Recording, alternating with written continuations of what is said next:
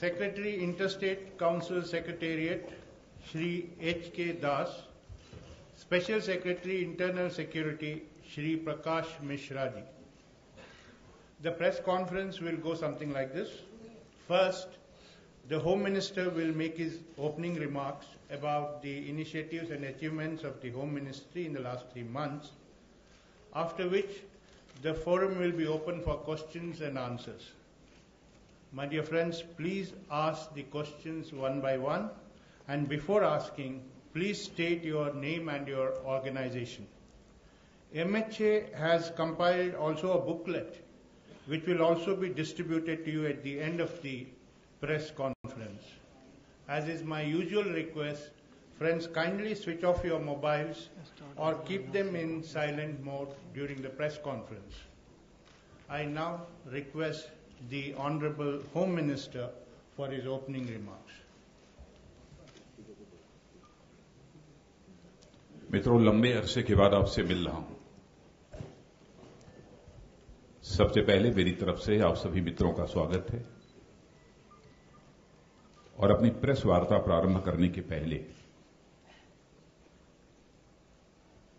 मैं अपनी संवेदना और भारत सरकार की ओर से संवेदना जो जम्मू कश्मीर में प्राकृतिक आपदा आई है और उससे जो पीड़ित हैं, जिन लोगों की जानें गई हैं, उनके प्रति व्यक्त करता हूं।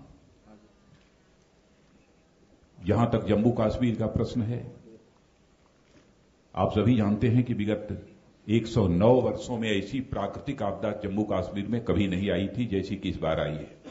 उसके बारे में विस्तृत जानकारी आपको मैं बाद में दूंगा। लेकिन हमारी सरकार के आने के बाद 100 दिनों के अंदर हमारे गृह मंत्रालय ने क्या क्या उपलब्धियां हासिल की हैं, उसकी जानकारी आपको देना चाहूंगा।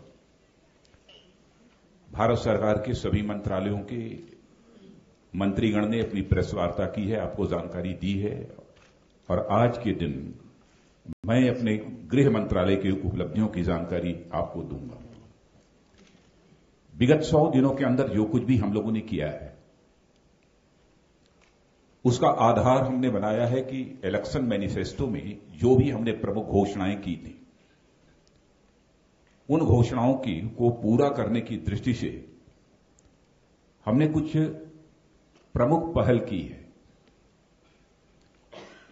क्योंकि हमारी यह दृढ़ मान्यता है कि चाहे राजनीतिक क्षेत्र हो, सामाजिक क्षेत्र हो अथवा कोई भी क्षेत्र हो, उसमें क्राइसिस ऑफ क्रेडिबिलिटी, विश्वास का संकट नहीं पैदा होना चाहिए। वर्ड्स और डीड्स, इनमें अंतर नहीं होना चाहिए। और भारत की राजनीति का सबसे बड़ा चैलेंज मैं यही मानता हूं कि वर्ड्स और डीड्स में अंतर होने का, उसी के परिणाम स्वरूप यह क्राइसिस ऑफ क्रेडिबिलिटी पैदा हुई है और हमारी सरकार ने भारत की राजनीति में पैदा हुए इस क्राइसिस ऑफ क्रेडिबिलिटी को चैलेंज के रूप में स्वीकार किया है। हमने जो कहा है वही हमने करने की कोशिश की है। जहां तक होम मिनिस्ट्री का प्रश्न है, होम मिनिस्ट्री के मैंडेट के बारे में आप सबको जानकारी है, लेकिन विशेष रूप से internal security, border security, inter state relations और यूनियन टेरिटरीज का administration, disaster management, human rights और वीजा रिलेटेड इश्यूज और साथ ही साथ संसद रिलेटेड इश्यूज और इसके अतिरिक्त पैरामिलिट्री फोर्सेस का मैनेजमेंट, यह सब सारे मैंडेट हमारे होम मिनिस्ट्री की है, जिसकी जानकारी मैंने आपको दी है। सबसे पहले मैं चर्चा करना चाहूंगा जम्मू कश्मीर के प्राकृतिक आपदा के संबंध में। यह एक प्रकार की राष्ट्रीय आपदा है। मैं सराहना करना चाहता हूं भारत की सेना के जवानों का, चाहे वह आर्मी के जवान रहे हों, चाहे इंडियन एयरफोर्स के रहे हों, चाहे हमारे नेवल फोर्स के रहे हों और साथ ही साथ हमारे डिजास्टर मैनेजमेंट के एनडीआरएफ के जवान रहे हों। उन्होंने बहुत ही महत्वपूर्ण भूमिका निभाई है और अब तक जम्मू कश्मीर में लगभग 1,30,000 से अधिक लोगों को रेस्क्यू किया जा चुका है और अब भी यह निरंतर सेवा सेना के तीनों विंगों के द्वारा और साथ ही गृह मंत्रालय के एनडीआरएफ के द्वारा जारी है। 90,000 के आसपास लोगों को रेस्क्यू करने का काम सेना के तीनों विंगों के नौजवानों ने किया है और एनडीआरएफ के नौजवानों ने लगभग 34,000 लोगों को रेस्क्यू करने में कामयाबी हासिल की है। सबसे पहले जम्मू कश्मीर का दौरा मेरा हुआ था और आकर जब मैंने प्रधानमंत्री जी को वहां की वस्तुस्थिति के संबंध में जानकारी दी, प्रधानमंत्री जी ने फैसला किया कि मैं कल ही वहां पर जाऊंगा और जम्मू कश्मीर की स्वयं यात्रा प्रधानमंत्री जी ने की।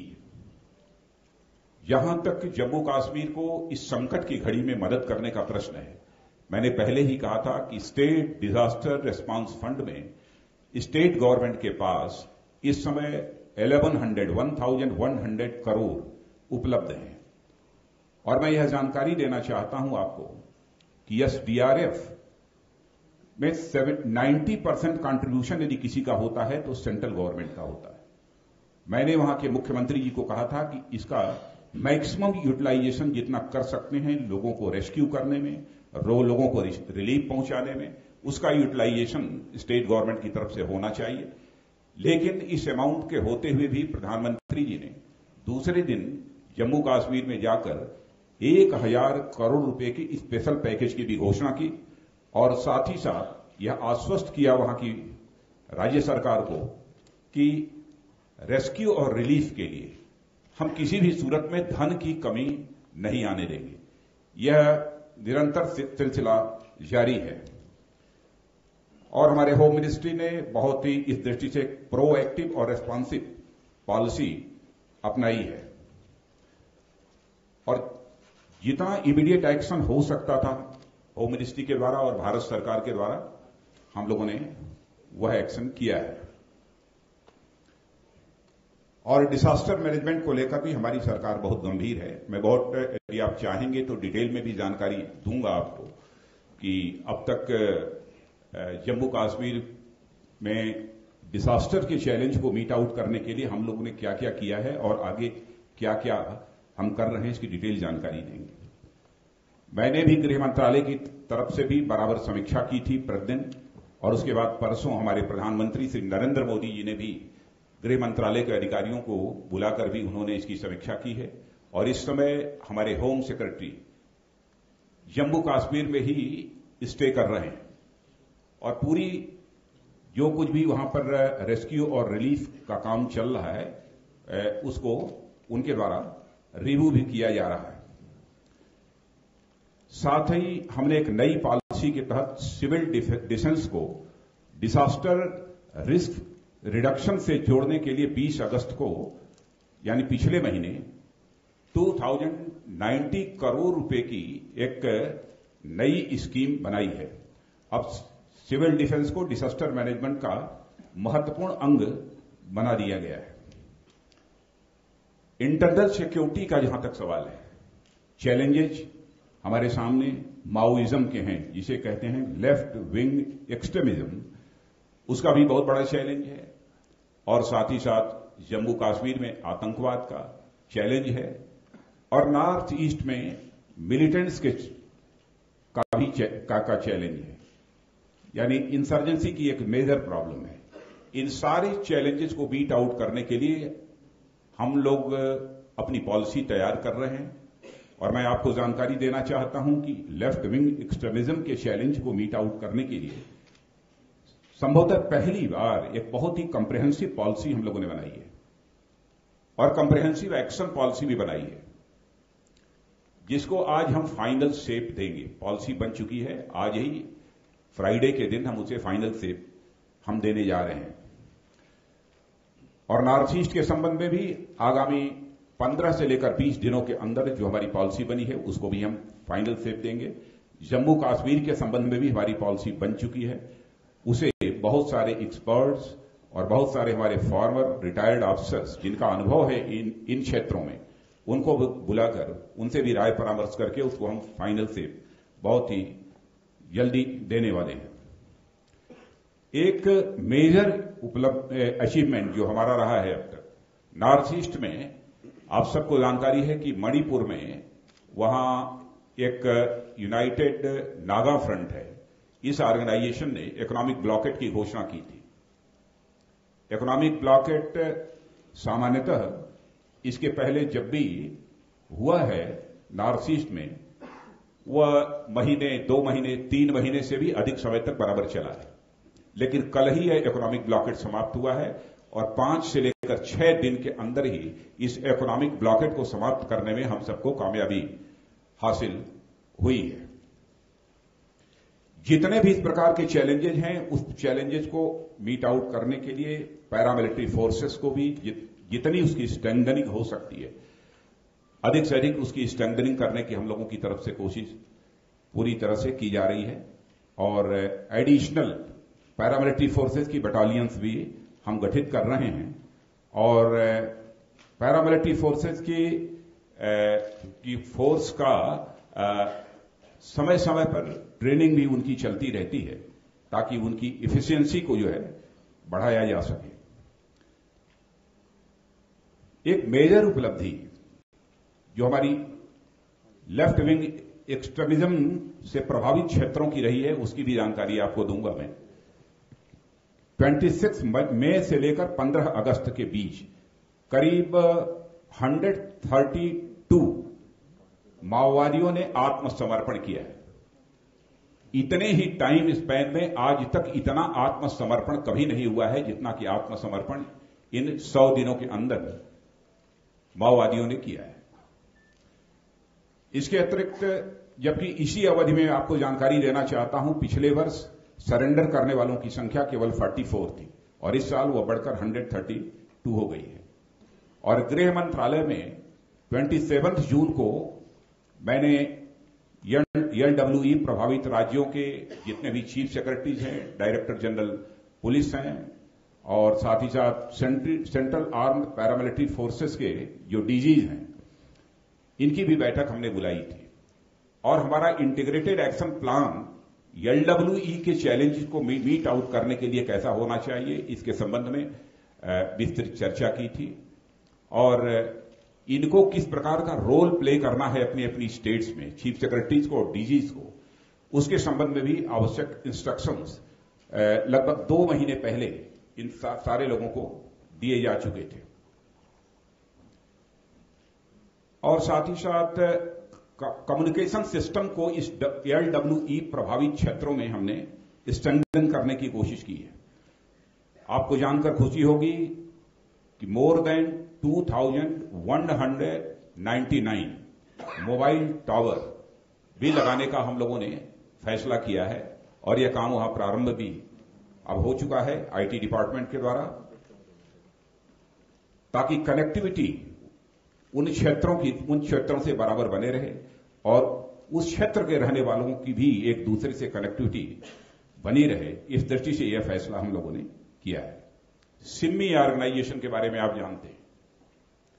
सिम्मी पर पहले से ही प्रतिबंध लगा हुआ था, लेकिन हम लोगों ने इस प्रतिबंध को आगे 5 वर्षों के लिए फिर से बढ़ा दिया है। अभी हाल में एक अलकायदा की सीडी की जानकारी आप लोगों को मिली है, लेकिन जहां तक इस अलकायदा की सीडी के ऑथेंटिसिटी का सवाल है, उसको अभी हम लोग एग्जामिन कर रहे हैं।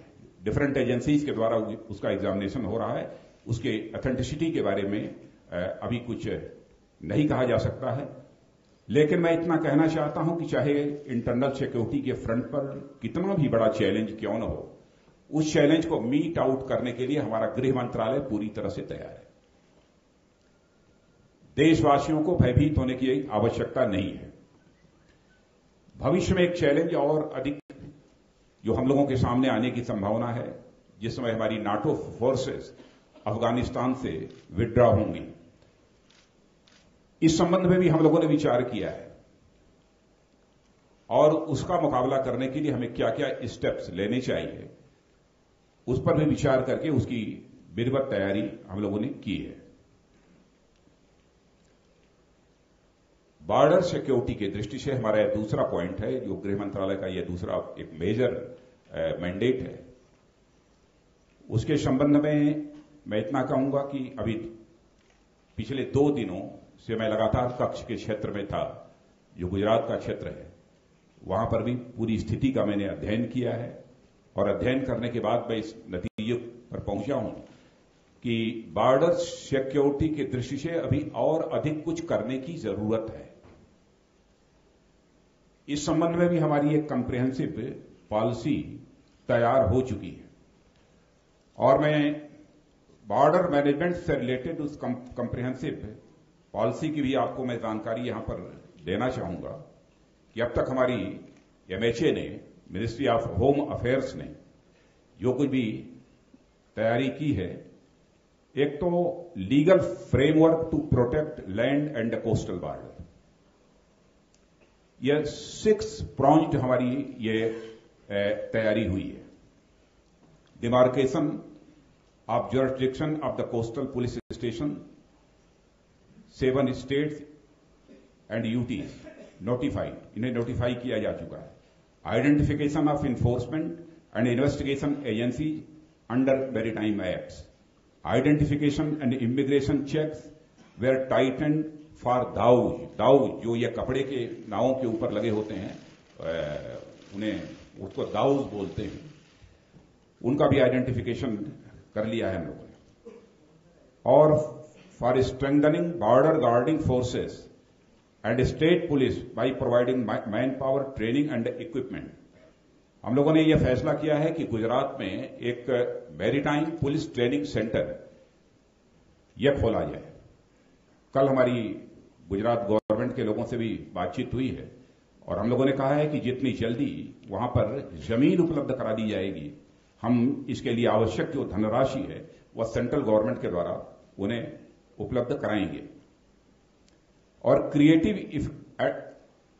Effective and quality border infrastructure in time bound manner to protect land and coastal border, इस हेड के अंतर्गत हम लोगों ने लगभग 34 किलोमीटर रोड्स और 34 किलोमीटर की फेंसिंग और 97 किलोमीटर फ्लड लाइटिंग और 17 border outpost with in 100 days बनाए। 100 दिनों के अंदर इतना काम हम लोगों ने बॉर्डर मैनेजमेंट की दृष्टि से किया है। और बॉर्डर प्रोजेक्ट के लिए 650 करोड़ यह फंड अप्रूव हुआ है। और यह भी जानकर आपको खुशी होगी कि केवल अप्रूव ही नहीं हुआ है, बल्कि इसमें से 520 करोड़ हम लोगों ने इसे रिलीज कर दिया है। पिछले वर्ष एक भी पैसा इस बॉर्डर प्रोजेक्ट के लिए न अप्रूव हुआ था, रिलीज होने का तो कोई सवाल ही नहीं है। एक ड्राफ्ट पॉलिसी भी हम लोगों ने बनाई है for forest and wild life clearance for border project, और इसको हमने ministry of environment and forest उसके पास भेजा था। मैंने स्वयं कंसर्न्ड मिनिस्टर को पत्र भी लिखा था और मुझे यह बताते हुए प्रसन्नता है कि उन्होंने क्लियरेंस दे दिया है इस संबंध में। माने बॉर्डर के 100 मीटर दोनों तरफ यदि हम कोई इंफ्रास्ट्रक्चर क्रिएट करना चाहते हैं तो उसके लिए हमको इन्वायरमेंट क्लियरेंस की कोई जरूरत नहीं होगी। और साथ ही जो पेट्रोलिंग और सर्विलेंस से रिलेटेड बॉर्डर की पॉलिसी है उसको भी हमने इनहाउंस किया है। क्लियर डायरेक्शंस दिए गए हैं क्रॉस बॉर्डर फायरिंग को डील करने के लिए। और आपने देखा होगा कि जिस समय पाकिस्तान ने सीज फायर वायलेशन किया था तो हमारे बॉर्डर सिक्योरिटी फोर्स के जवानों ने कितनी बहादुरी के साथ उसका मुकाबला किया था और उन्होंने उसके हौसले भी पस्त किए थे। सर्विलेंस की इसको इंक्रीज करने के लिए, बढ़ाने के लिए सर्विलेंस को हमने कुछ टेक्नोलॉजिकल सॉल्यूशंस भी हम निकाल चुके हैं और हम दे रहे हैं technological solutions to increase the surveillance. और टेरेन स्पेसिफिक बॉर्डर इंफ्रास्ट्रक्चर भी होम मिनिस्ट्री के द्वारा तैयार किया जा रहा है। मैंने पूरी तरह से रिव्यू किया है लैंड और कोस्ट बॉर्डर्स की जो इस समय की सिचुएशन है, और मैं स्वयं बॉर्डर पर मैं स्वयं जा रहा हूं और जो भी वल्नरेबल एरियाज हैं उन सब सारे वल्नरेबल एरियाज को स्वयं मैं अपनी तरफ से देख रहा हूं और वहां पर क्या क्या सिक्योरिटी मेजर्स लिए जा सकते हैं और टाइम बाउंड मैनर में कैसे लिए जा सकते हैं, इसके लिए हम पूरी तैयारी कर रहे हैं और कदम उठा रहे हैं।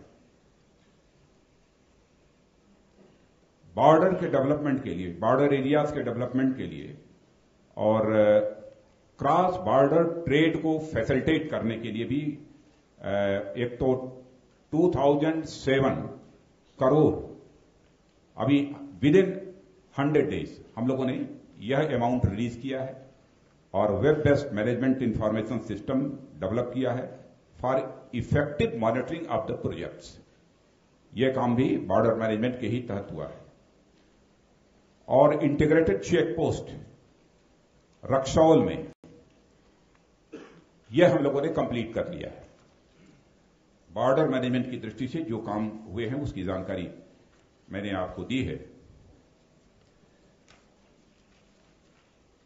और चौथा मैंडेट जो मिनिस्ट्री ऑफ होम अफेयर्स का है, वीजा रिलेटेड और सिटीजनशिप रिलेटेड जो इश्यूज हैं उसकी भी जानकारी आपको देना चाहता हूं। एक ऑनलाइन वीजा एप्लीकेशन सिस्टम भी हम लोगों ने प्रारंभ किया है और यह पिछले 3 महीनों में ही चालू किया गया है। अब पूरे दुनिया के 152 एम्बेसीज में यह सुविधा हो गई है। वीजा और माइग्रेशन की सुविधाओं को बढ़ाने के लिए हम लोगों ने 12 जो इंडियन एम्बेसीज हैं इधर 100 दिनों के अंदर वहां पर ऑनलाइन वीजा एप्लीकेशन सिस्टम यह प्रारंभ किया है। होम मिनिस्ट्री ने जो हमारे हवाई अड्डे हैं, ऐसे 9 हवाई अड्डों पर टूरिस्ट वीजा ऑन अराइवल यह भी सिस्टम प्रारंभ किया है। और साथ ही होम मिनिस्ट्री ने वीजा और सिटीजनशिप रिलेटेड इश्यूज को के क्विक डिस्पोजल के लिए टास्क फोर्स का भी गठन किया है।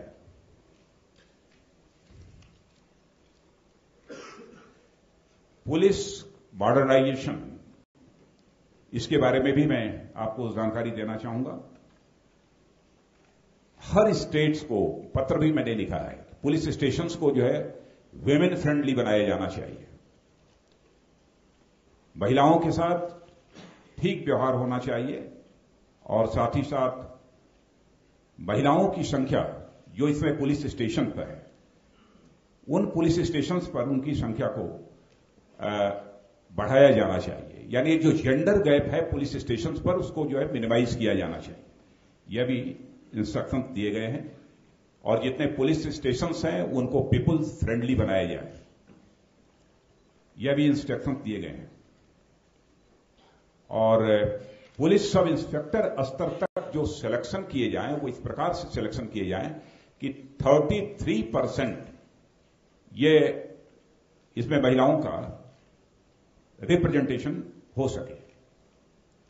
यह सब सारी एडवाइजरी सारी स्टेट गवर्नमेंट्स को जारी की जा चुकी है और पुलिस थानों का माहौल महिलाओं के काम करने के लिए बेहतर बन सके, अनुकूल बन सके, इसलिए महिलाओं के लिए अलग अलग वॉशरूम्स और रेस्ट रूम्स की व्यवस्था के भी आवश्यक निर्देश दिए जा चुके हैं।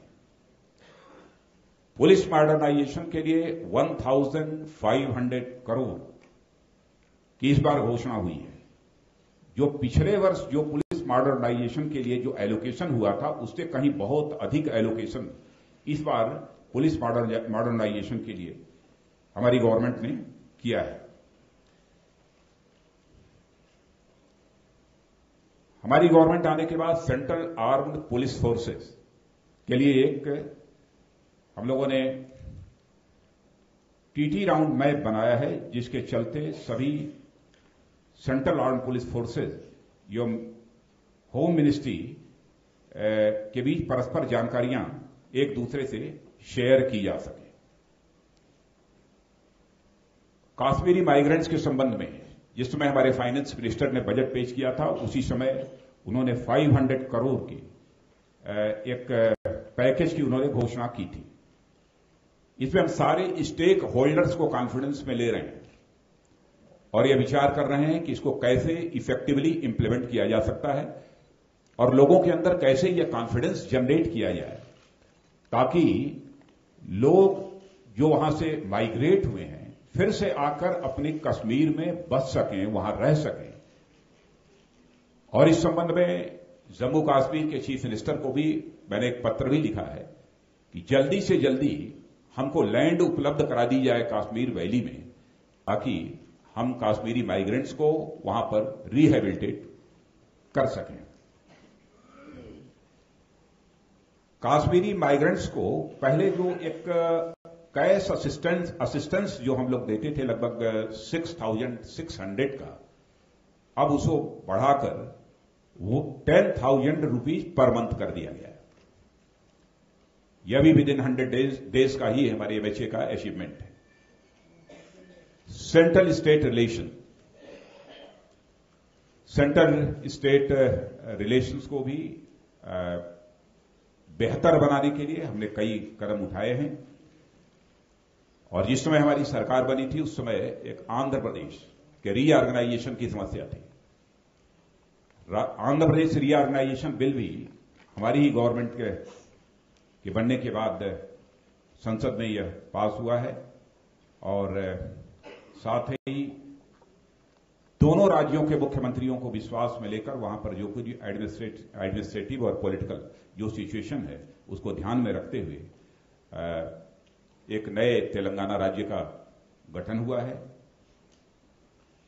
और अब दोनों राज्यों के मुख्यमंत्री आंध्र प्रदेश और तेलंगाना, इनकी सीटिंग भी आपस में हो चुकी है।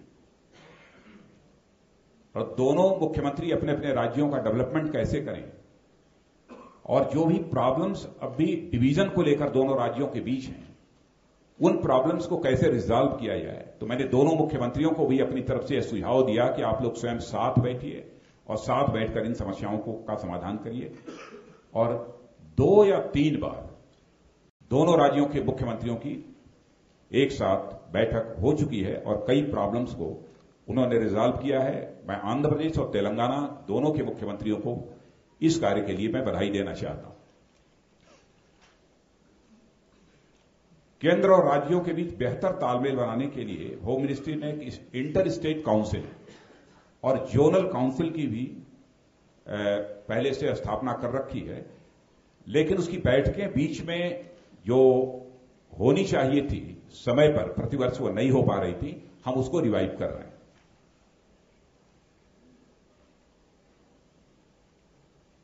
बहुत सारे ऐसे विचाराधीन कैदी, अंडर ट्रायल प्रिजनर्स जो जेलों में पड़े हुए लंबे समय तक, और कुछ ऐसे भी प्रिजनर्स हैं जिन्होंने की जितनी सजा जिस केस के अंतर्गत वह जेलों में पड़े हुए हैं, जिन धाराओं के अंतर्गत पड़े हुए हैं, शायद आधी से अधिक सजा उन्होंने भुगत ली है। तो उसके कारण एक नई समस्या पैदा हो रही है, क्योंकि जेल की भी एक अपनी लिमिटेड कैपेसिटी है और उनकी संख्या कुछ जरूरत से ज्यादा हो गई है। तो जिन कैदियों ने जो अंडर ट्रायल हैं आधी सजा काट ली है, उनकी रिहाई न केवल हमारे जेलों पर दबाव कम करेगी बल्कि हमारी व्यवस्था को भी संवेदनशील बनाएगी और एक ह्यूमन जो एस्पेक्ट होता है किसी गवर्नमेंट का, उसको भी वो उजागर करेगी। इसलिए इस संबंध में सभी मुख्यमंत्रियों को, सभी राज्यों के मुख्यमंत्रियों को मैंने पत्र भी कुछ दिनों पहले ही लिखा है।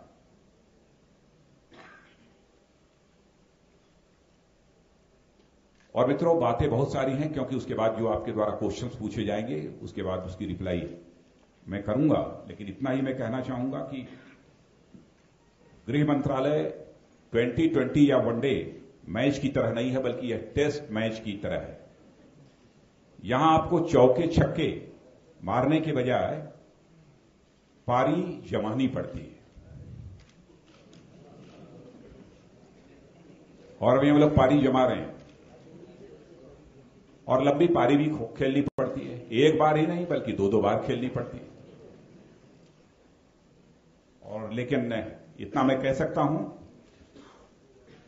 कि हमारी नई सरकार 3-4 महीनों में जो कुछ भी किया है उस आधार पर मैं कह सकता हूं कि हमारे गृह मंत्रालय की ओपनिंग बहुत ही शानदार रही है। आप लोग मानेंगे कि नहीं मानेंगे इसे?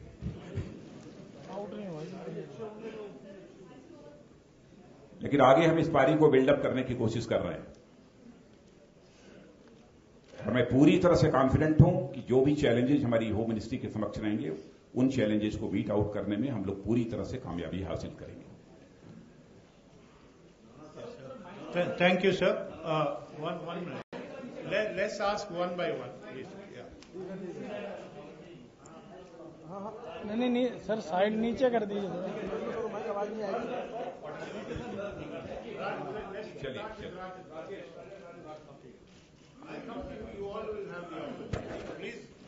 बोलिए। राजनाथ जी, मैं राजन सिंह एबीपी न्यूज से हूं। मैं ये जानना चाहता हूं कि आपने कश्मीर के बारे में कहा, श्रीनगर का कितना हिस्सा और श्रीनगर के बाहर का कितना हिस्सा अब भी पानी में डूबा हुआ है, नंबर 1। नंबर 2, क्या उन हिस्से तक राहत पहुंच पाई है या नहीं, क्योंकि ये आरोप लग रहे हैं कि उन हिस्सों तक राहत नहीं पहुंच पा रही है जहां पर कि अब भी पानी है। क्या कहना चाहेंगे?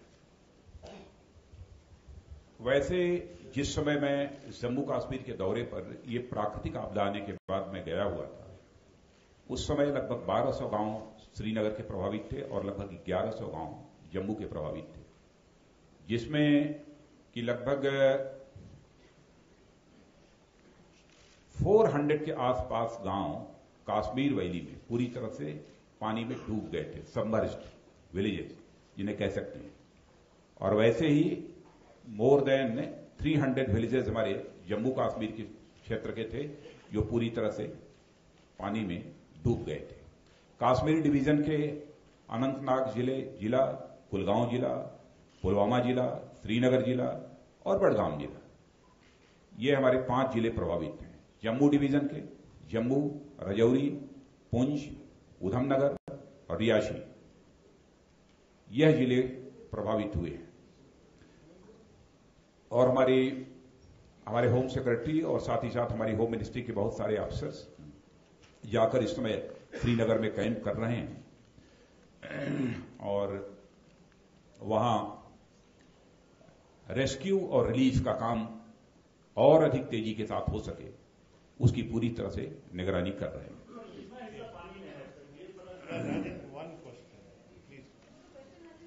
अच्छा, अब मैंने आपको जानकारी दे दी कि कितने गांव सबमर्ज्ड हैं, कितने गांव प्रभावित हैं, कितने जिले प्रभावित हैं, और मैं समझता हूं कि वाटर रिसीट करने के बाद ही यह पूरी तरह से हम एसेस कर पाएंगे कि कितने स्क्वायर किलोमीटर इस समय फ्लड से अफेक्टेड है। अच्छा, गृह मंत्री जी, और हाउस कितने डैमेज हुए हैं इसकी भी जानकारी वाटर रिसीट करने के बाद ही पूरी तरह से की जा सकती है। गृह मंत्री जी, राकेश सिंह, इंडिया न्यूज से। कहाँ है राकेश सिंह जी? हाँ बोलिए।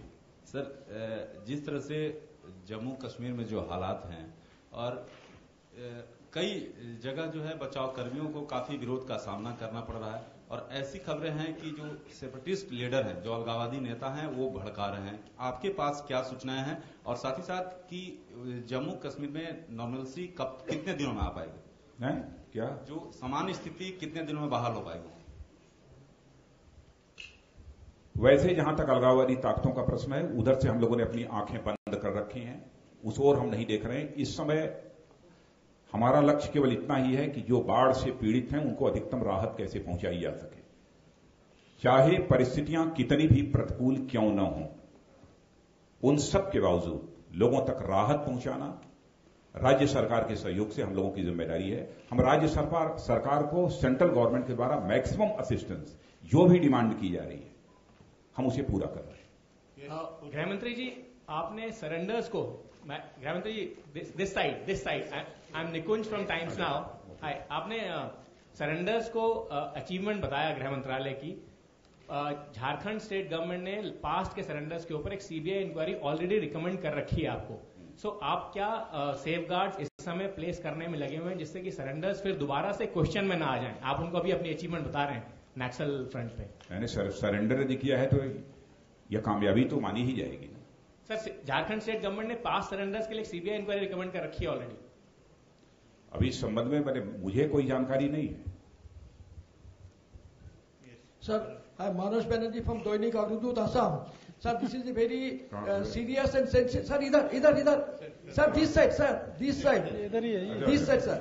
आई am Manoj Banerjee from north east Dainik Agradoot Assam sir. This is a very serious and sensitive question sir. मैं कई तरफ से हाथ उठ रहे हैं इसलिए मुझे प्रॉब्लम हो रही है। Sir, this is a very serious and sensitive question regarding national interest. It is reported that a top Trinamool Congress leader and Rajya Sabha MP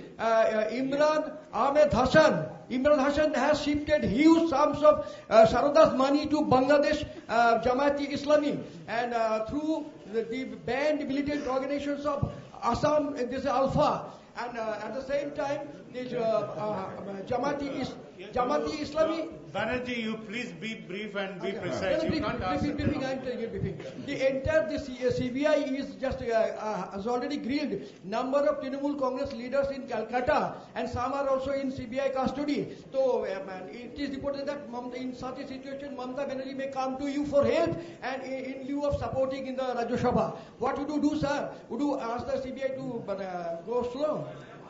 कानून को जो अपना काम करना होगा, कानून अपना काम करेगी, उसमें हम कहीं से कोई हस्तक्षेप नहीं करेंगे.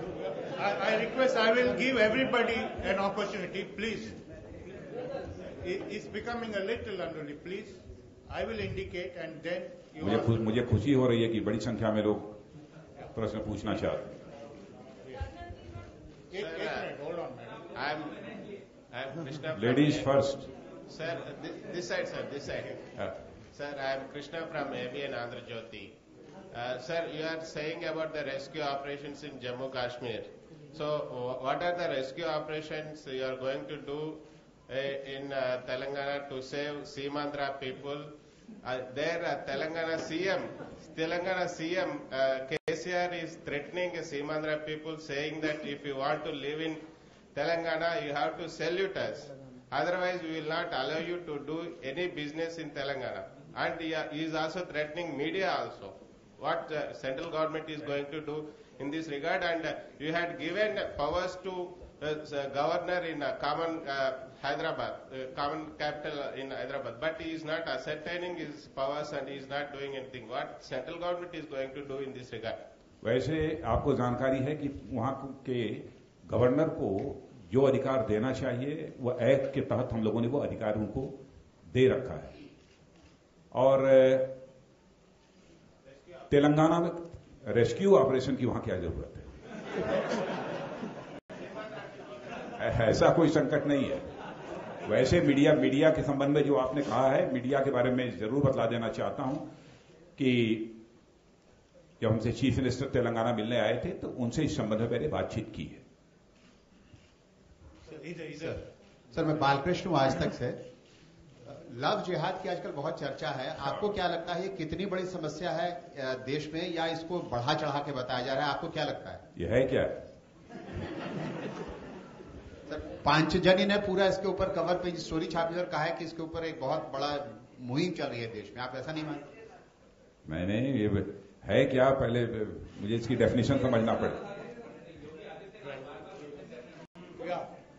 राजनाथ जी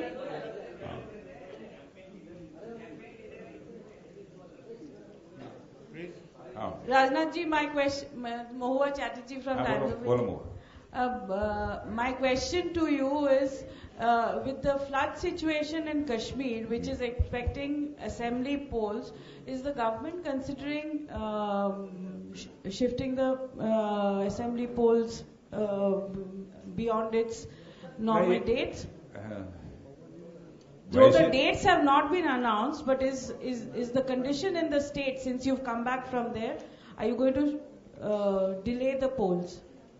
वैसे ये तो इलेक्शन कमीशन का जुरिडिक्शन है. ये इलेक्शन कमीशन ही फैसला करेगा कि जम्मू कश्मीर का इलेक्शन कब होगा, कैसे होगा. उसमें हमें कुछ नहीं कहना है. यदि कोई हमसे कोई एडवाइस ये इलेक्शन कमीशन लेगा तो जो भी उस समय की परिस्थिति को देखते हुए आवश्यक होगा वो एडवाइस हम इलेक्शन कमीशन को करेंगे. Rajnath ji, 1 minute, please hold on. There is a supplementary question. Supplementary to this question, sir. As a Home Minister, because you have visited that area, will you prefer if elections in Jammu and Kashmir are postponed till summers and not held in winters, that is December and November? As a Home Minister, is that your preference? इसकी reply बहुत कठिन है. अब नहीं कह सकते कि कब तक रहेगा. संतोष. राजनाथ जी नमस्कार, मैं संतोष ठाकुर हूँ, दैनिक भास्कर से. कहाँ है संतोष जी? आपसे 2 सवाल पूछना चाहता हूँ। एक तो आपने कहा कि गृह मंत्रालय जो है वो टेस्ट क्रिकेट की तरह है, तो क्या मोदी जी की अध्यक्षता में या उनकी कप्तानी में मंत्रियों को इतनी दिक्कत हो रही है कि उन्हें विकेट बचाने की आवश्यकता है और वो टेस्ट क्रिकेट की तरह खेल रहे हैं, वनडे नहीं खेल पा रहे हैं? और दूसरा, सी सेट पर आपने कहा था कि सर्वदलीय मंत्रियों की बात नहीं कही थी, मैंने गृह मंत्रालय की बात ये कही थी। जिस प्रकार का मैंडेट है गृह मंत्रालय का, उसके संबंध में मैंने कहा था। और राजनाथ जी, सी सेट पर सर आपने कहा था सर्वदलीय बैठक बुलाएंगे, तो वो कब तक होगा sir? Can you repeat it? Sir, C set पर आपने कहा था सर्वदलीय बैठक बुलाएंगे, तो वो कब तक होगा? नहीं, ये मैंने यूपीएससी सर, यूपीएससी पर, ये डीओपीटी डिपार्टमेंट का विषय है।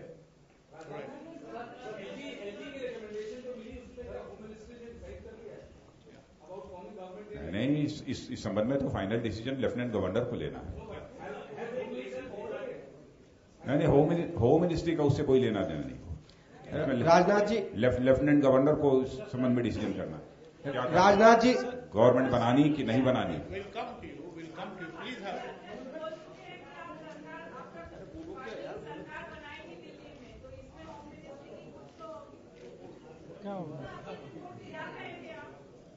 नहीं, वो तो चुनाव के पहले तो हर पॉलिटिकल पार्टी कहती है कि जो हम गवर्नमेंट बनाएंगे, और हम भी यहां गवर्नमेंट बनाना चाहते थे। अब आज इलेक्शन होने के बाद दिल्ली का गवर्नमेंट बनेगी कि नहीं बनेगी, अब बनेगी तो किसको लेफ्टिनेंट गवर्नर इनवाइट करेगा, ये प्योरली डिस्कशन है और ज्यूरिडिक्शन है, तो ये लेफ्टिनेंट गवर्नर का है, इसमें गवर्नमेंट ने कुछ नहीं किया। Hello friends, you know this way it will not work, please.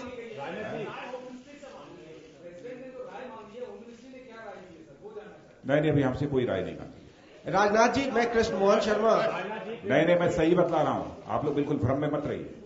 Rajnath ji, मैं कृष्ण मोहन, जो मैं कह रहा हूं वो सच कह रहा हूं, कोई राय अभी नहीं मांगी गई। राजनाथ जी, मैं कृष्ण मोहन शर्मा। आप लोगों ने लिखा जरूर है कि राय मांगी गई। राजनाथ जी, मैं कृष्ण मोहन शर्मा बोल रहा हूं। राजनाथ जी, मैं कृष्ण मोहन शर्मा, न्यूज नेशन से। जब बॉर्डर सिक्योरिटी की बात होती है तो हम बांग्लादेश की बात करते हैं, पाकिस्तान की बात करते हैं, और पूर्ववर्ती सरकार जिस तरह चाइना पे बात करने से बचती थी, उसी तरह से आपके मंत्री और आप भी बचते हुए नजर आ रहे हैं। क्या नहीं, बिल्कुल नहीं बचते हुए नजर आ रहे हैं। जो आवश्यक स्ट्रेटेजिक पॉइंट ऑफ व्यू से जो भी आवश्यक है, उसको हम लोगों ने आइडेंटिफाई कर लिया है कि क्या क्या करना चाहिए, हम वो कर रहे हैं। सर, मैं नवविक्रम सिंह हूँ राज्यसभा टीवी से। सर, इधर नवविक्रम सिंह हूँ राज्यसभा टीवी से। I request you to kindly stand up when you ask the question so that it is easy to answer. Border management research institute खोलने का आपने संसद में एक जवाब दिया था कि बॉर्डर मैनेजमेंट रिसर्च इंस्टीट्यूट खोलने जा रही है सरकार, तो क्या उस इंस्टीट्यूट में आप लोग करने जा रहे हैं और किस तरीके की रिसर्च होगी और कब तक खुल सकता है?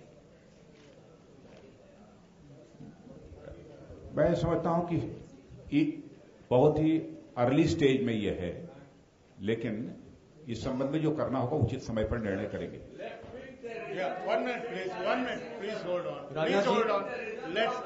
राजनाथ जी, एंटी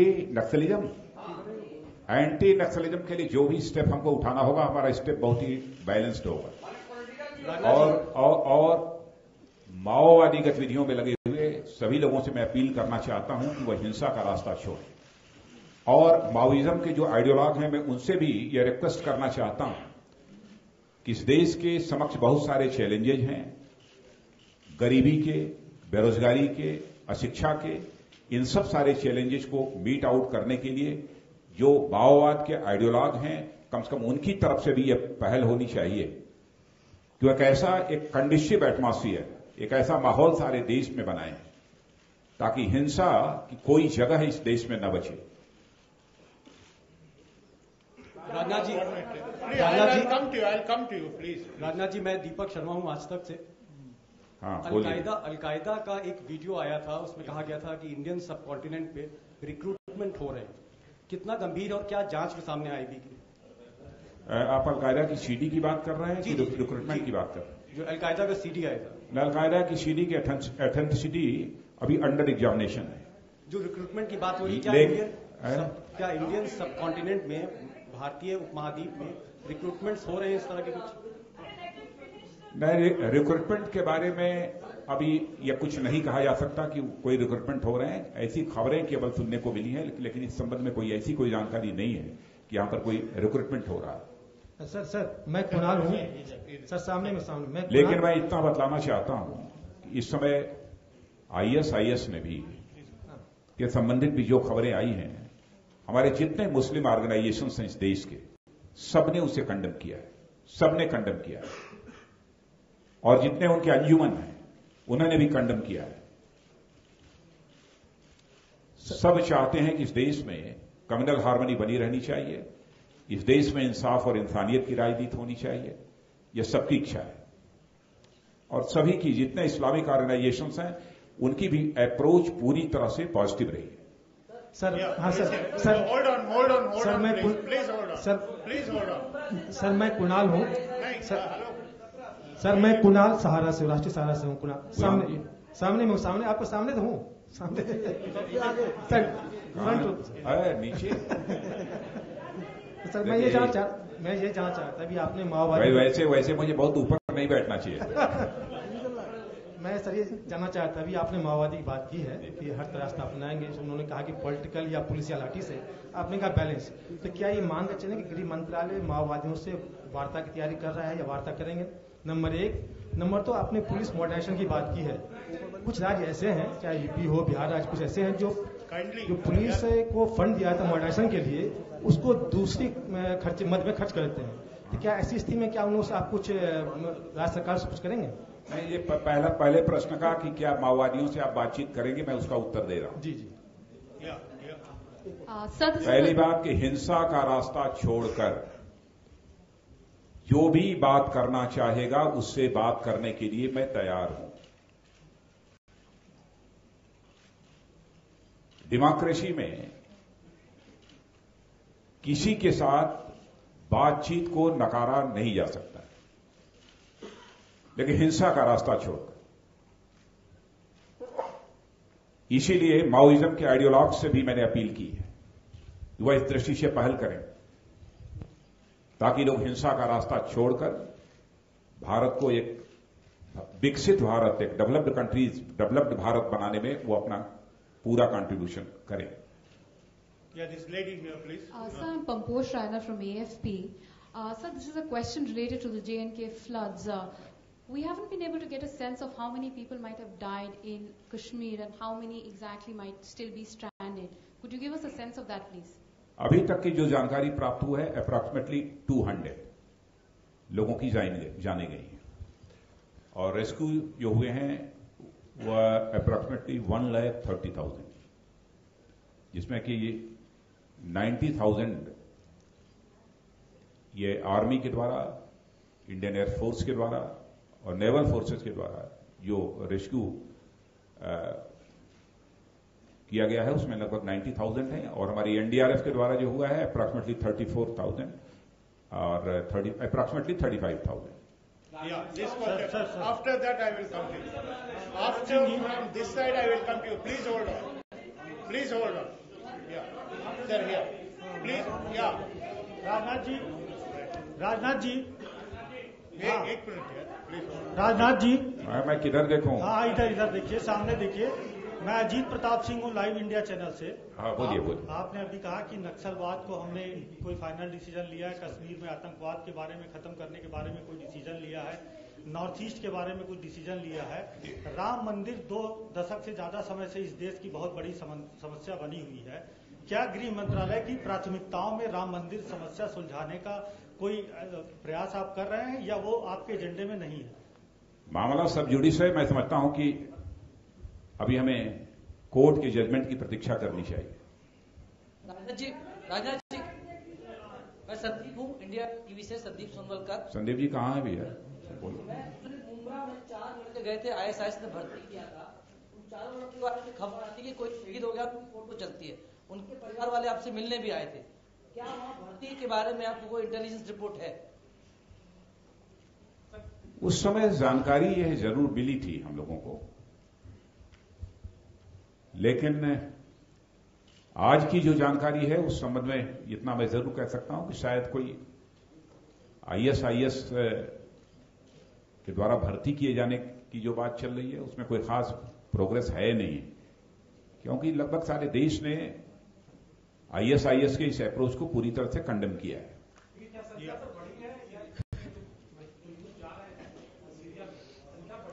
नहीं, कोई खास नहीं जा रहे। Please ask your question. कोई ऐसी जानकारी नहीं। Sir, I have two questions. Sir, this side. Sir, one second. Hello. One second, please. Please wait. Honorable Minister is here for some time. He will take your questions. Have a patience. मित्रों, मैं ये कहना चाहूंगा कि एकदम बिल्कुल मैं धैर्य से बैठा हुआ हूं, आप बिल्कुल घबराइए मत। 2 बजे तक, 2:30 बजे तक, 3 बजे तक, जब तक कहें आप तब तक मैं बैठूंगा, आपके प्रश्नों का उत्तर दूंगा। सर, आप बहुत कम मिलते हैं इसलिए लोग घबरा रहे हैं। सर, इधर से 2 सवाल हैं। Sir, out here. Sir, right on the top here. Madam, please. Sir, I have 2 questions. Neetu Jain from Times Now. I have 2 questions. The first is on the CBI. Now, I know the CBI comes under the DOPT, but the sense that is growing is that where autonomous organizations are concerned, they are perhaps they can be manipulated by a political executive. That is the first question. Is that the sense you are getting? My second question is relating to Kashmir. Now, the Kashmir issue and alleged human rights violations in Kashmir is being discussed in the UK House of Commons. Now, is the Indian government in any way planning to take this up with the UK government?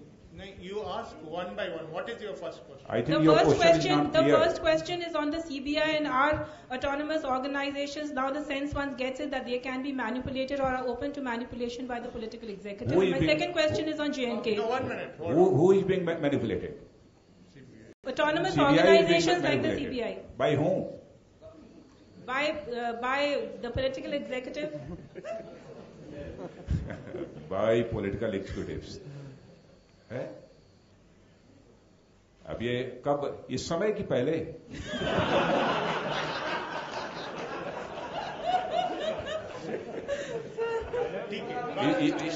वैसे मैं समझता हूं कि इस government में ऐसा नहीं हो सकता, इसकी कल्पना भी नहीं कर सकते। मेरा एक और सवाल था sir. Second question you not answered on Kashmir. Second question क्या है? Sir, the second question was that alleged human rights violations in J&K are being discussed in the UK Parliament. British Parliament में कश्मीर के issue को लेके discuss करा जा रहा है, वहां की ह्यूमन राइट्स वायलेशंस बोल के वहां पे डिस्कशन चल रही है। Is the government of India taking it up with the British government? नहीं, ह्यूमन राइट्स वायलेशन के बारे में यूके डिस्कस कर रहा है। सर प्लीज बस इतना ही मानिए कि ह्यूमन राइट्स वायलेशन हम लोग होने नहीं देंगे, उसके प्रति काशिश है। Sir, it's been recommended that an FIR be registered against Yogi Adityanath. Do you think he should be arrested? ये अपना कानून को जो काम करना है, कानून काम करेगा। Thank you. Mr. Singh, this is Aishwarya Kapoor from Times Now. Sir, the former Controller and Auditor General of India. Hello. Sir, the former Controller and Auditor General of India, Vinod Rai, in an interview.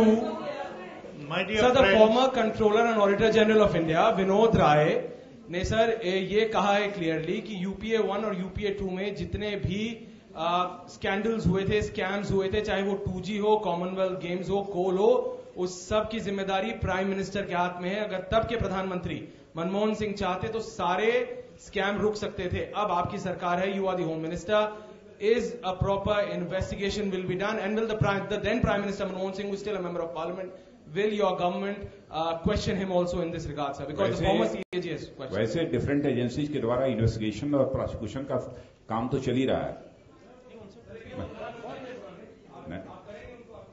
नहीं, अभी चल रहा है, चलने दीजिए और इस संबंध में कोर्ट का जजमेंट आने दीजिए। Sir, this side. Sir, my name is Vijeta Singh. I'm from the Indian Express. Sir, to your left. Sir UPA के टाइम ये लैंड बाउंड्री एग्रीमेंट दोनों सरकार के बीच हुआ था बांग्लादेश के साथ। लैंड बाउंड्री एग्रीमेंट, तो उस पर कोई प्रोग्रेस है sir? Are we going to exchange the enclaves? Because वो बांग्लादेश की बहुत दिनों से डिमांड है।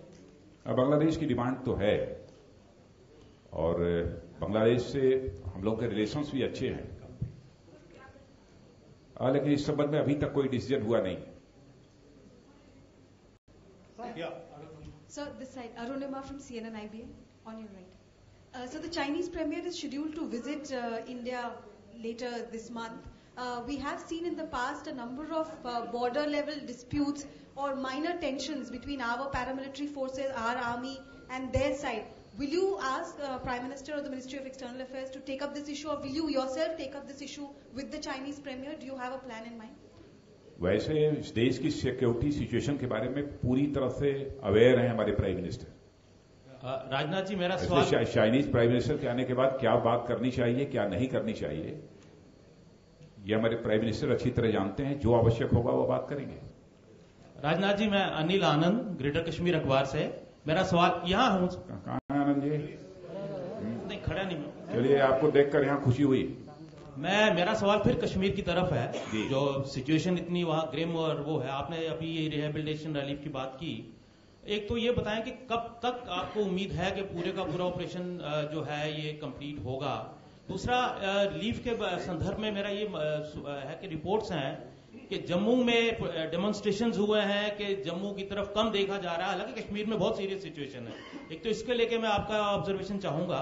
सेकेंडली, आपने कश्मीरी पंडित माइग्रेंट्स के लिए जो लैंड मांगी है, कश्मीरी माइग्रेंट्स के लिए जी, कश्मीरी पंडित माइग्रेंट्स के लिए, उसका मैं पूछना चाहता हूं कि पहली सरकार ने भी वहां फ्लैट बना के तैयार रखे हुए हैं। मैंने कश्मीरी माइग्रेंट्स के लिए उसमें कश्मीरी पंडित भी हैं, सिख भी हैं और दूसरे भी माइग्रेंट्स। इस पे कुछ आप इलेबोरेट करेंगे कि इस लैंड का क्या करेंगे, क्या प्लान है आपका? क्योंकि फ्लैट्स पहले बने पड़े हैं वहां पे, कुछ लोगों को अलॉट हुए, कुछ गए, कुछ नहीं दिए। क्या कुछ इलेबोरेट प्लान है या ये असेंबली इलेक्शन को देख के ये मूव कोई आगे रखा गया है? नहीं, बिल्कुल। मैं समझता हूं कि असेंबली इलेक्शन को ध्यान में रखकर यदि करना होता तो शायद हम इसकी अपने बजट में इसकी घोषणा हम न करते, और लगभग 500 करोड़ रुपीस का ये प्रोविजन न करेंगे। उनका रिहेबिलिटेशन कराना चाहेंगे, उनके अंदर हम कॉन्फिडेंस डेवलप करेंगे ताकि वो जाकर वहां रहें, उनकी सिक्योरिटी इंश्योर करें। राजनाथ जी इस तरफ। राजनाथ जी, आपके बाईं ओर सर, स्मिता मिश्रा। हाँ, बोलो। सर, मैं ये पूछना चाहती हूँ, आपने बोला कि अलकायदा का जो वीडियो हमारे सामने आया है उसकी कंटेंट्स और उस सीडी की ऑथेंटिसिटी को लेकर अभी जांच कर रहे हैं। मेरा सवाल यह है कि प्रधानमंत्री इसी महीने अमेरिका दौरे पर जा रहे हैं पहली बार, और अमेरिका ने अलकायदा के चैलेंज को बहुत मजबूती से टेकअप किया था और अभी भी वो उसके प्रति गंभीर हैं। क्या प्रधानमंत्री अमेरिका में अपनी वार्ताओं के दौरान भारत पर ये जो एक नया चैलेंज टेरर का खड़ा होता दिख रहा है, इसका जिक्र होगा? इस पर क्या बात होगी? अब अमेरिका इस पर यदि चर्चा करना चाहेगा तो चर्चा होगी, नहीं करना चाहेगा तो नहीं होगी। लेकिन हाँ, इतना मैं कह सकता हूं कि अलकायदा के भी जो चैलेंजेस हैं, उन चैलेंजेस को भी मीट आउट करने की पूरी ताकत भारत के अंदर है। राजनाथ, हाँ, उसकी ऑथेंटिसिटी की, सीडी की ऑथेंटिसिटी के बारे में मैंने पहले बताया कि वो under examination. Rajnath ji, Usha Srivastava pioneer से। राजनाथ जी, इधर हूँ। इधर, वाह, बोलो उषा। मेरा सवाल ये है कि आपने कहा कि सिमी पे पहले भी प्रतिबंध था और आपने भी उसको प्रतिबंध उस पर लगा दिया, लेकिन प्रतिबंध होने के बावजूद उत्तर प्रदेश में और देश के अन्य हिस्सों में उनकी एक्टिविटीज जारी हैं। तो क्या प्रतिबंध ही आपके लिए मतलब सिमी को रोकने का एक वो है कि आपका कुछ और योजना है? एक सवाल। दूसरा सवाल ये कि अफगानिस्तान से आपने किसी संभावित खतरे की बात की है, तो आपको क्या लगता है वो खतरा क्या हो सकता है, किस रूप में आप उसको आंकते हैं? जहां तक किसी भी ऑर्गेनाइजेशन की गतिविधियों को चेक करने के लिए पहला काम, यदि एंटी नेशनल उसकी गतिविधियां हैं तो पहला काम तो प्रतिबंध लगाना ही होता है। उसके अतिरिक्त जो दूसरे स्टेप्स होते हैं वो तो दूसरे स्टेप्स हम लोग बराबर समय समय पर उठाते ही रहते हैं। सर, राजनाथ इधर सर, सर्विस जनरल सर्विस करने का काम सेंट्रल गवर्नमेंट का होता है, मगर तेलंगाना में एक सर्वे करवाया गया है और उस पर बहुत सारे कंट्रोवर्सी भी हुआ। उसके बारे में आपका क्या सोच है? सर्वे किस चीज का? एक दिन में 4 करोड़ पूरा तेलंगाना का सर्वे कराया, पूरा प्रोफाइल ऑफ तेलंगाना पॉपुलेशन। उस पर बहुत सारे क्रिटिसिज्म भी है, उस पर क्या राय है आपका? और आपने बताया कि चंद्रशेखर राव से मीडिया के बारे में बात किया, फिर उसके बाद उन्होंने कमेंट जो किया है बहुत सीरियस कमेंट्स किया। आप क्या बोलेंगे? फिर बात करेंगे। और सेंसस का जहां तक प्रश्न है, यदि कोई राज्य यदि अपने स्तर पर यदि कोई सेंसस कराता है तो मैं समझता हूं कि केंद्र सरकार के द्वारा जो सेंसस हो रहा है उसमें मदद ही मिलेगी, उसका वेरिफिकेशन ठीक तरीके से हो सकेगा। राजनाथ जी, मैं राजेश हूं, हिंदुस्तान टाइम्स से, इधर आपके सामने नीचे सर इधर। हाँ, बोलिए राजेश। आप प्रधानमंत्री नरेंद्र मोदी के साथ अपने संबंधों को कैसे परिभाषित करेंगे? और उसका दूसरा हिस्सा है, क्या ये तमाम सरकारों की नियति होती है कि सरकार में नंबर 1 और नंबर 2 के बीच में थोड़ा बहुत फ्रिक्शन रहता है? वो हमारे प्रधानमंत्री हैं, आदरणीय प्रधानमंत्री हैं, प्रभावी प्रधानमंत्री हैं, कुछ करने वाले प्रधानमंत्री हैं, और उस प्रधानमंत्री जी की सरकार का मैं मंत्री हूं और मैं गृह मंत्री हूं। सर, मदन जेड़ा हूं मैं, हिंदुस्तान अखबार से। मैं ये जानना चाह रहा हूं कि पुलिस सुधारों पे आपकी सरकार आगे क्या काम कर रही है, क्योंकि अभी जो लेटेस्ट डाटा आ रहे हैं उसमें ये कह रहे हैं कि 7 लाख से ज्यादा पोस्टें खाली हैं। वो स्टेट में भी एक मिनट, संबंधों की बात आई है, जरूर जाइए जी। संबंध मधुर थे, मधुर हैं और मधुर रहेंगे। नहीं, इन्होंने प्रश्न पूछा था। नहीं, बिल्कुल, भविष्य तो कॉन्फिडेंस चाहिए भविष्य के बारे में बोलने के लिए। सर, राजनाथ जी, मैं आपके सामने हूं। सवाल पूछ सकता हूं? राजनाथ जी, मैं आपके सामने हूं। श्रीकांत भाटिया, संवाद सिंधी न्यूज़पेपर है सर मेरा। आपने 2 बातें कही, एक वीजा ऑन अराइवल और दूसरा सिटीजनशिप। एक तो 12 देशों में जो वीजा ऑफ अराइवल आपने ऑलरेडी लागू कर दिया है ऑनलाइन, वो देश कौन से हैं? दूसरा सिटीजनशिप इशू, सर पाक से आए हिंदू, सर ले आइए कंट्रीज का, कौन सी कंट्रीज हैं, दे दीजिए। राजनाथ जी, दूसरा इशू था जो सिटीजनशिप इशू है, जो 1971 में पाक से हिंदू सिंधीज आए हैं, उनका अभी तक उनको सिटीजनशिप नहीं मिली है। तो उसको सरलीकरण करने के लिए, जिसमें पुलिस का हस्तक्षेप कम से कम हो, माननीय मोदी जी ने भी कहा है कि सिटीजनशिप इशू को हम बहुत सीरियस लेंगे, तो पुलिस का हस्तक्षेप कितना कम से कम हो, इसके लिए आप क्या करेंगे? वैसे पुलिस बहुत परेशानी करती है उन लोगों के साथ जो माइग्रेट होकर इधर आए हुए, जिनको सिटीजनशिप अभी नहीं मिला है। वैसे सिटीजनशिप के सारे इश्यूज पर हम लोगों ने कार्रवाई प्रारंभ कर दी है। बहुत सारे लोगों की एप्लीकेशंस पेंडिंग पड़ी हुई हैं और मैं समझता हूं कि विद इन 2 मंथ इस पर हमारी होम मिनिस्ट्री बिल्कुल फाइनल डिसीजन कर लेगी। सर, मेरा सवाल अभी मैंने पूछा था। सर, एक मिनट प्लीज।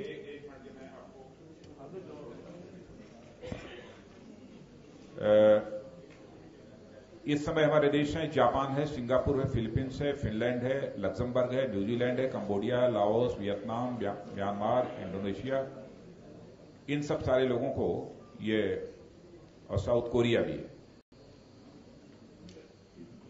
इन सबको हाँ tourist visa on arrival. Sir, मेरा ये सवाल था कि पुलिस सुधारों पे आपकी सरकार क्या कर रही है अभी तक? जैसे आपने कहा था कि कुछ डायरेक्शन दिए गए हैं, 33% सीटें भरने की बात कही गई महिलाओं से। अब जो सबसे बड़ी समस्या अभी जो पार्लियामेंट में डाटा पेश हुए थे कि 7 लाख से ज्यादा पोस्टें खाली हैं पुलिस की, उसमें स्टेट पुलिस भी है, पैरामिलिट्री फोर्सेज भी हैं, सेंट्रल पुलिस ऑर्गेनाइजेशन भी हैं। तो इसके लिए सरकार क्या कर रही है? पुलिस सुधारों के और भी हैं कि स्थायी नियुक्ति और तमाम 2 साल का टेन्योर, बहुत सारी चीजें हैं इसमें। वैसे हमारी पैरामिलिट्री फोर्सेज में जो वैकेंसीज हैं उनको फिलअप करने का काम तेजी के साथ चल रहा है और हम लोगों ने अपना टारगेट भी निर्धारित किया है ताकि 2015 तक जितनी भी वैकेंसी इस समय है हमारे पास उनको हम फिलअप कर लें। जहां तक सिविल पुलिस का सवाल है, यह सारी स्टेट गवर्नमेंट्स को इस संबंध में आग्रह किया गया है, उन्हें लिखा गया है। राजनाथ जी, सुधाकर डी न्यूज से 2 सवाल है, एक जम्मू कश्मीर, दूसरा पाकिस्तान। जम्मू कश्मीर में अभी भी कुछ लोग कह रहे हैं 4 लाख लोग, पहले जम्मू कश्मीर पूछ लीजिए, उसके बाद पाकिस्तान दूसरे को पूछने दीजिए। सर, जम्मू कश्मीर में कुछ लोगों का अनुमान है कि 4 लाख फंसे हैं, 6 लाख, सरकार का क्या अनुमान है? अभी भी कितने लोग फंसे हैं? बड़ी संख्या में लोग फंसे हैं, बड़ी संख्या में लोग फंसे हैं, क्योंकि एग्जैक्ट फिगर इस समय बतला पाना किसी के लिए संभव नहीं है। और दूसरा सर, मैं वही फिगर बतला सकता हूं जिन लोगों को रेस्क्यू किया गया है अब तक। सर, पाकिस्तान को लेकर कल आपने संकेत दिए थे कि अगर रवैया बदलता है तो बातचीत की जा सकती है, क्योंकि भूगोल बदला नहीं जा सकता है। आप जा रहे हैं सार्क होम मिनिस्टर्स के कॉन्फ्रेंस में, पहले आपने कहा था कि मुलाकात नहीं करेंगे, अब कुछ रवैया क्या लग रहा है 10-15 दिनों में बदला है? नहीं, मैंने हमारी जो शर्त थी पड़ोसी देश को जैसे रिस्पॉन्ड करना चाहिए, यदि वैसे रिस्पॉन्ड करता है कोई भी, तो उससे बातचीत क्यों नहीं हो सकती? लेकिन हमारी अपेक्षा के अनुरूप उसे रिस्पॉन्ड भी करना चाहिए। राजनाथ सिंह जी, वहां महाराष्ट्र में विदर्भ क्षेत्र से अलग विदर्भ की मांग हो रही है, आपके साथ भी वहां का डेलीगेशन मिलकर गया, इस पर आपकी क्या राय है? अभी मत जानिए मेरी राय।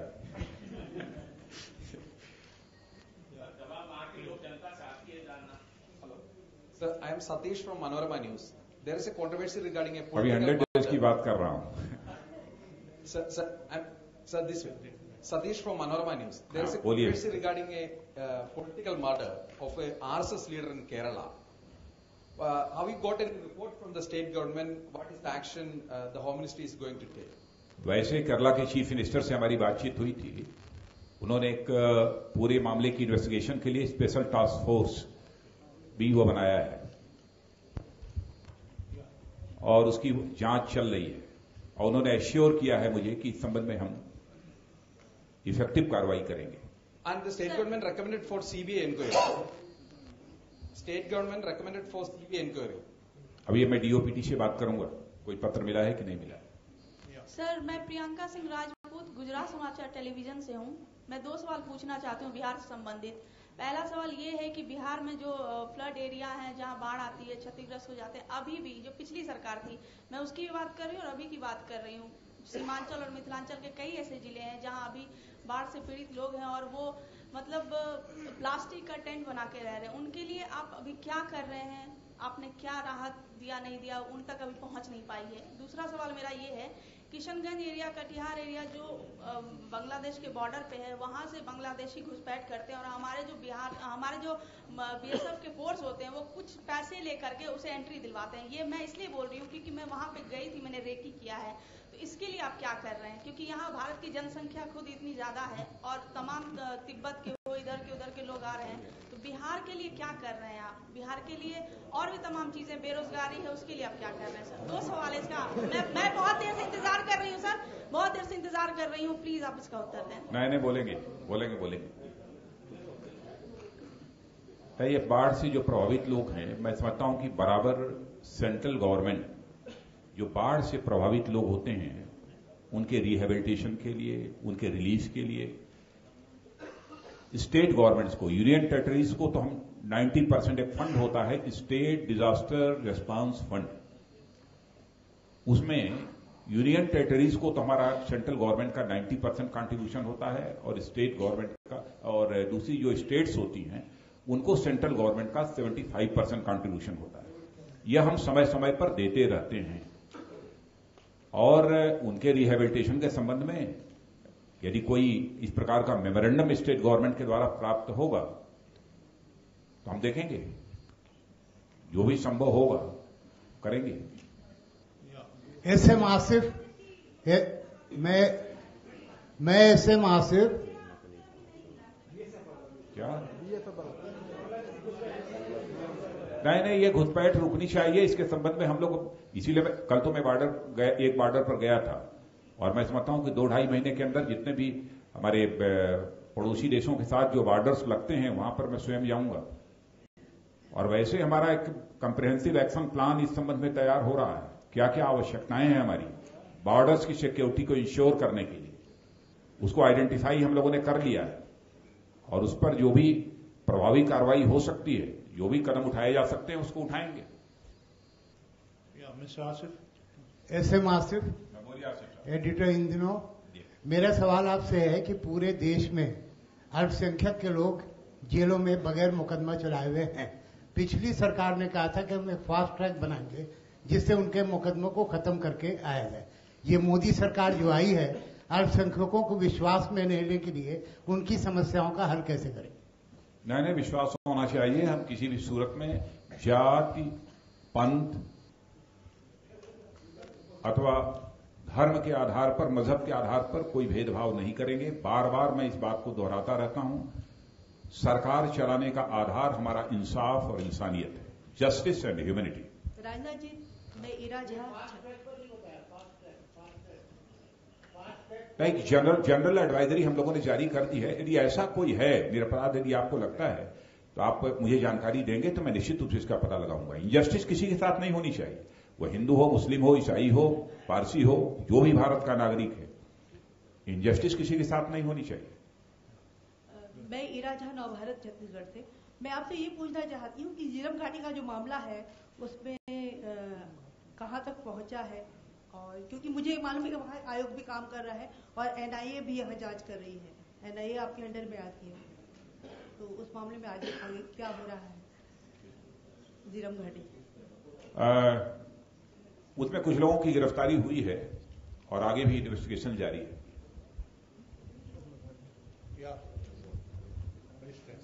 राजनाथ जी, योगेश भारद्वाज उत्कल मेल से। मैं पूछना चाहूंगा सर, दिल्ली पुलिस दिल की बात करना चाहूंगा। दिल्ली पुलिस के एसएचओ को कोर्ट के द्वारा पिछले समय ये जिम्मेदार बनाया गया था कि यदि दिल्ली में कहीं अवैध निर्माण होता है तो उसकी सीधी जिम्मेदारी संबंधित एसएचओ की भी होती है।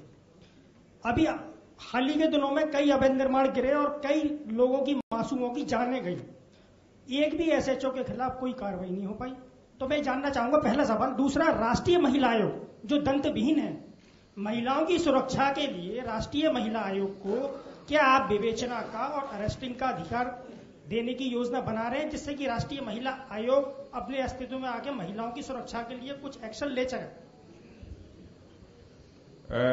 यहां तक बिल्डिंग्स, जो पुरानी बिल्डिंग्स गिरी हैं, उसके संबंध में आपने जानकारी दी है, ये बात सही है कि कुछ लोगों की जानें गई हैं, ये जानकारी तो हमको है और पुलिस ने अपने स्तर से कार्रवाई की होगी। लेकिन स्पेसिफिक यदि कोई ऐसे कुछ केसेस की तो जानकारी है, लेकिन स्पेसिफिक किसी केस के संबंध में यदि आप जानकारी चाहते हो तो मुझे बतलाइए, मैं जानकारी हासिल करके ही आपको दे सकता हूं। महिला आयोग के बारे में आपका एक सुझाव है, वैसे इसलिए मैंने कहा, मैंने उसको नकारा नहीं, क्योंकि हमारे विभाग के अंतर्गत ये आता नहीं है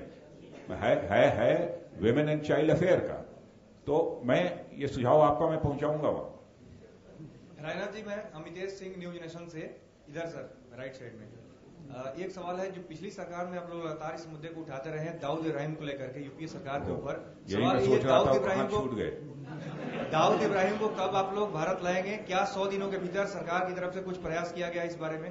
बस मित्रों, इतना ही कहना चाहूंगा उस संबंध में कि प्रतीक्षा कीजिए।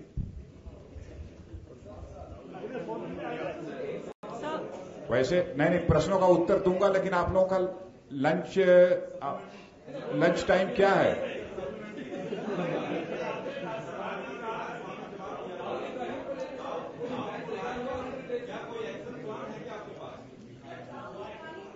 नहीं, पहले ये बताइए कि आप लोगों का जो लंच टाइम होगा उसी समय समाप्त करूंगा।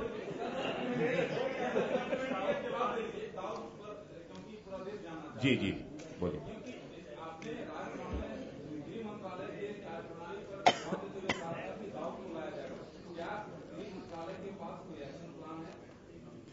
मैंने कहा ना कि प्रतीक्षा कीजिए, प्रतीक्षा कीजिए।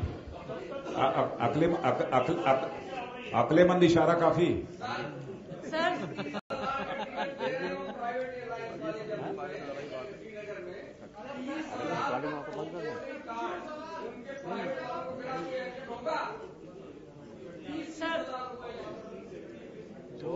ये वैसे हमारी जारी ये है कि प्राइवेट एयरलाइंस को इंस्ट्रक्शंस गए हैं कि कंसेशनल रेट्स पर पैसेंजर्स को टिकट दिए जाए।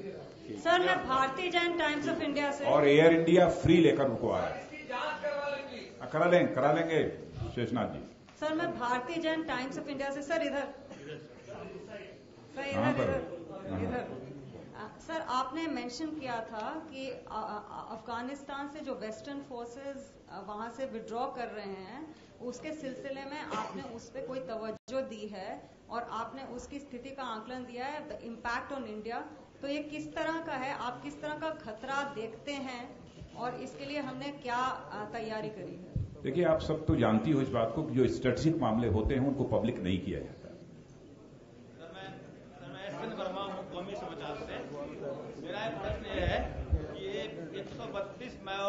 होम मिनिस्ट्री क्या करती है उसके परिणाम देखने चाहिए। हेलो, एक मिनट हेलो, मैं वर्मा हूँ, मैं कौमी समाचार से। मैं जानना चाह रहा था कि 132 मायावादी वो क्या गृह मंत्रालय क्या कोई किसी कठोर कार्रवाई के तहत भयाकांड होकर किए हैं या कोई और कारण है? Please repeat it properly. Rajnath ji नहीं, सभी लोग उठ रहे हैं। प्लीज राजनाथ जी। नहीं बिल्कुल राजनाथ जी। नहीं, होम मिनिस्टर हर महीने प्रेस कॉन्फ्रेंस करें अथवा न करें, लेकिन आप लोगों से मिलते रहेंगे। Rajnath ji. Thank you friends. Please join us for the lunch. Thank you very much.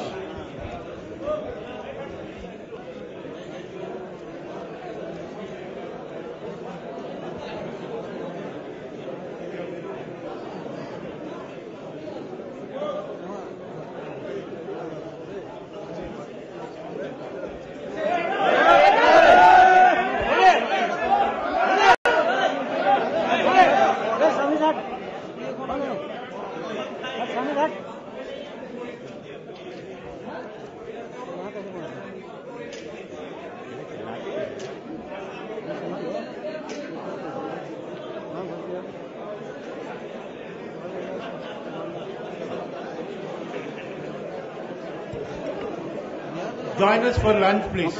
All of you. Thank you.